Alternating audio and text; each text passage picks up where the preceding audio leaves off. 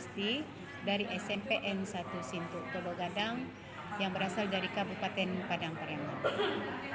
Di sini saya akan menampilkan tentang simulasi supervisi, pra-observasi dan pasca observasi dalam kegiatan pelatihan bakal calon kepala sekolah tahun 2025.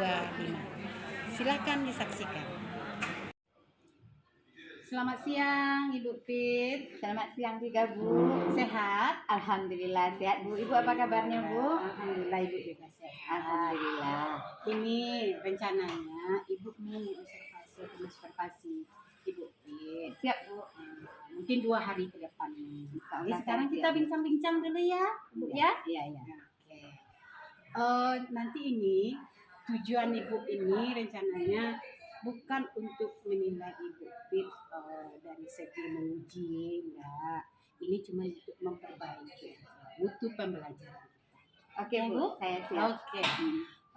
Kira-kira Ibu sudah mempersiapkan RPP Ibu? Nah, saya selalu siap Bu dengan semua perangkat untuk masuk ke dalam kelas. Luar biasa sekali Ibu Fit ini ya. Tujuan apa yang akan Ibu bawa untuk supervisi ini? Besok ya Bu Ya. Bisa 2 hari yang ke 2 depan. hari ke depan. Insya Allah saya akan membawa menyajikan dalam supervisi yang 2 hari ke depan, yaitu tujuan pembelajaran saya yang pertama itu yang memahami sifat-sifat prisma ya Bu, baik itu prisma segi 3, prisma segi 4 ataupun prisma segi 5. Kemudian yang kedua yaitu siswa saya ajak untuk membuat jaring-jaringnya Bu, jaring-jaring prisma tersebut. Kemudian yang ketiga itu adalah siswa merefleksikan hasil dari pekerjaannya dan mencocokkan nanti dengan pekerjaan temannya Bu. Begitu ya Ibu ya. Iya. Kira-kira aktivitas siswa apa yang akan Ibu tampilkan untuk mencapai tujuan dari pembelajaran Ibu ini? Kalau aktivitas pembelajarannya yang ingin saya lakukan, yang akan saya rencanakan ya Bu, yang pertama ya ada untuk tahap memahami, itu siswa saya ajak untuk mengamati dari video yang nanti saya tayangkan bagaimana bentuk-bentuk prisma di sana, baik itu prisma segi 3, segi 4, dan segi 5. Kemudian saya juga mengajak siswa untuk mengamati prisma yang ada di mejanya. Kemudian yang kedua yaitu menjawab pertanyaan tentang ciri-ciri prisma.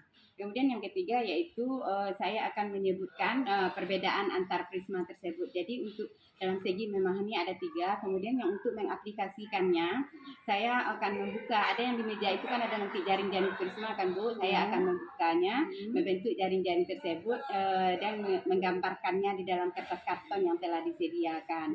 Kemudian saya menghitung luas prisma.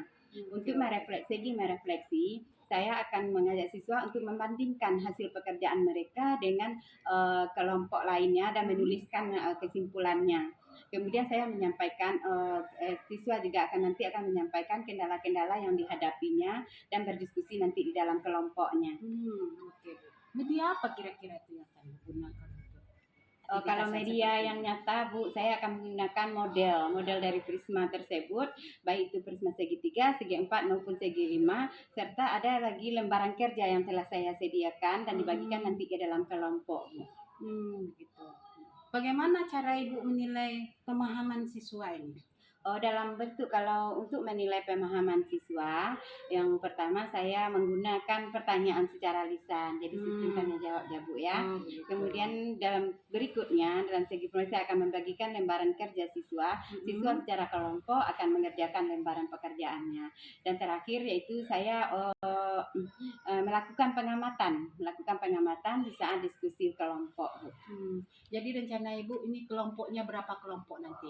Kalau dalam kelas kita kan semuanya ada 32 orang ya Bu. Ya. Saya buat saja menjadi 6 kelompok saja. 5 Berarti ada sekitar 5 6 orang berarti ya? 5 atau 6. Oke Bu.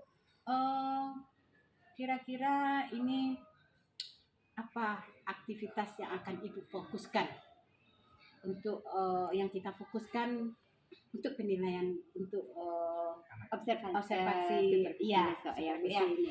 jadi saya berharap nanti dalam supervisi itu nantinya Bu, Ibu fokus untuk melihat yaitu bagaimana siswa mengaplikasikan konsep mengaplikasikan konsep prisma melalui kegiatan membuat jaring-jaring dan menghitung luas permukaannya Bu.